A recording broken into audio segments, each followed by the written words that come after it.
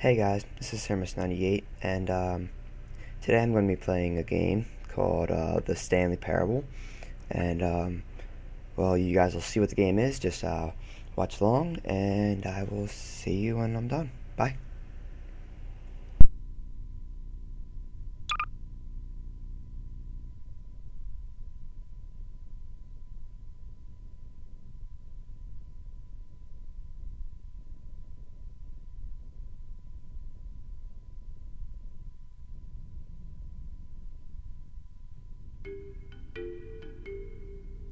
This is the story of a man named Stanley.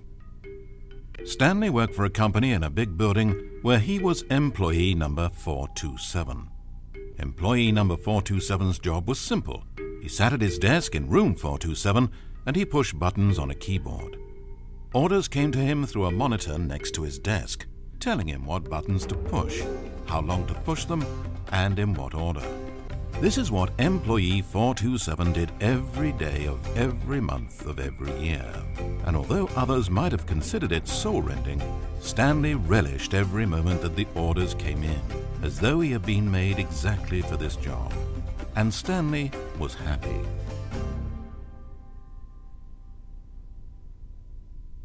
And then one day something very peculiar happened. Something that would forever change Stanley. Something he would never quite forget.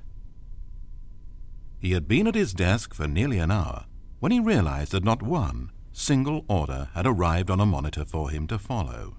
No one had showed up to give him instructions, call a meeting, or even say hi. Never in all his years at the company had this happened, this complete isolation.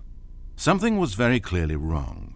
Shocked, frozen solid, Stanley found himself unable to move for the longest time.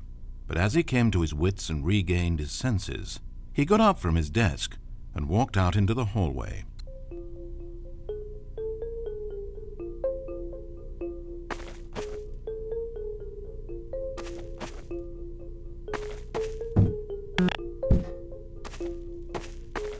Stanley decided to go to the staff lounge to check on his co-workers. He never functioned well by himself and constantly needed support and guidance from others, so the thought of total solitude was terrifying to him.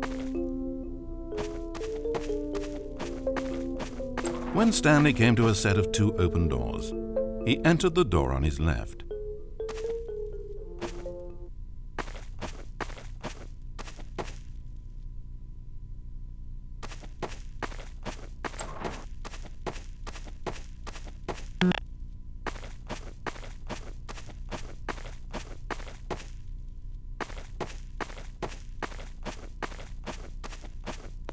As Stanley entered the lounge, he was horrified to find not a single person here. He decided he would walk up to see his boss, hoping that he would find an answer there.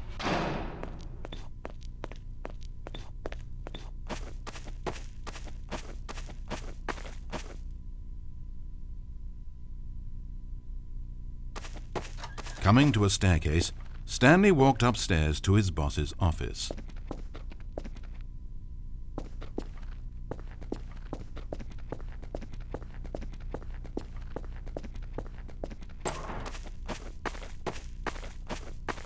Entering his manager's office, Stanley was once again stunned to discover not an indication of any human life. It was at this point that he began to feel dizzy and a little sick, and even thought he might pass out when suddenly he noticed a keypad next to the filing cabinet in the corner of his boss's office. Stanley had never seen this panel before and had no idea what combination of numbers would produce any result. In fact, only Stanley's boss knew this, since the panel withheld access to the boss's greatest, darkest secret, and so he had assigned the keypad a combination that only he could possibly know, the number of his freshman dorm number in college, 1957. But of course, Stanley couldn't possibly have known this. Yet incredibly, by simply pushing random buttons on the keypad, Stanley happened to input the correct code by sheer luck. Amazing. Stanley ventured forth into the newly opened passageway.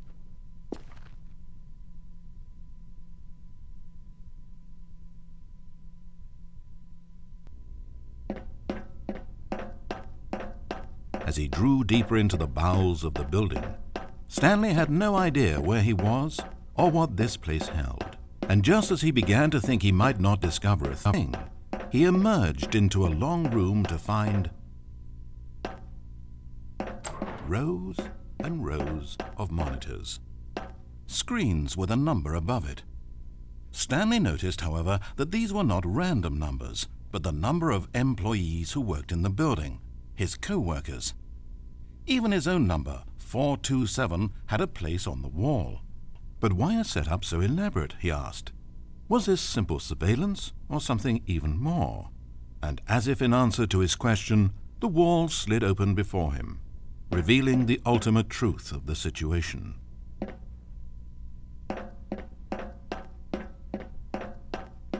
An enormous control panel Stanley discovered, but not one that controlled simple machinery. Buttons were labeled with emotions: happy, sad. Levers and knobs controlled actions: walking, eating, doing work, or watching TV. Every input on this device monitored not the functions of a machine, but of a human being. And the reality began to sink in. Stanley, like so many other people, reduced to images on a monitor, had been under someone's control, always at the mercy of this machine. Could this have been the only reason employee number 427 was content with his boring job? That a machine had altered his emotions to accept it blindly? He began to feel an unbridled rage, and at the peak of his anger, something happened. A spark. Stanley looked up and saw the generator overhead, still providing some small amount of power to the machine, keeping it alive. And knowing that this generator was all that kept the controls running, Stanley moved to the ladder in the back of the room and began to climb towards the rafters.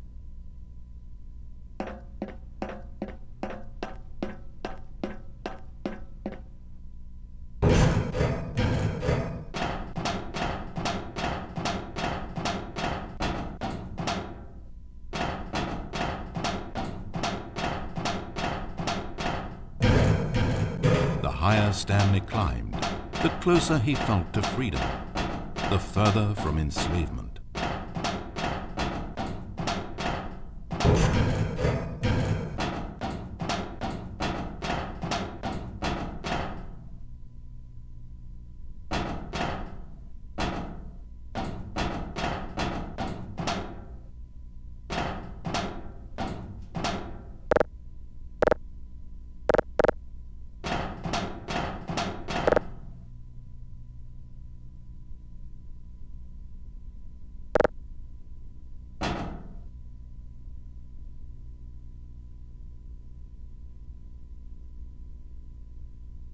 Blackness, power gone, all alone, and then...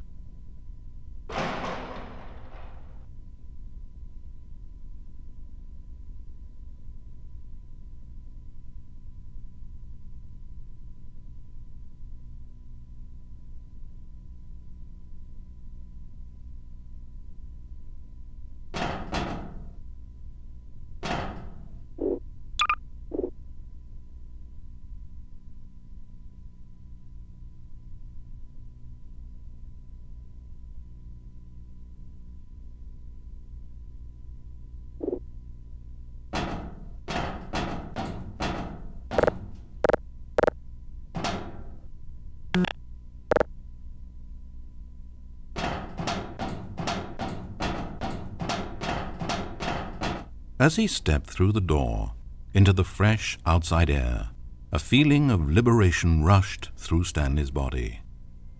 He had seen power, he had seen enslavement, and he had destroyed it.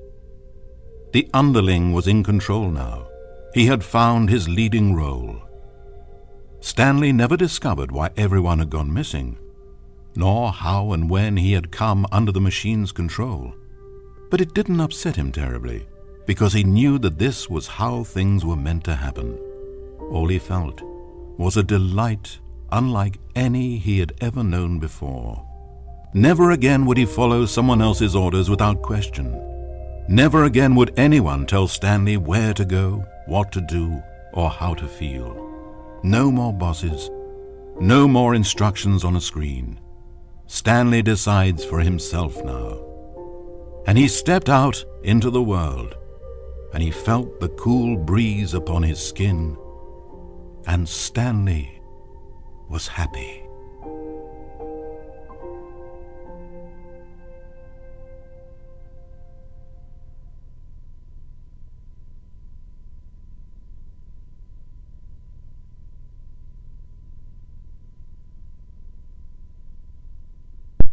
Alright guys, so I'm assuming the game's over. That was a pretty short game, but that was interesting, to say the least.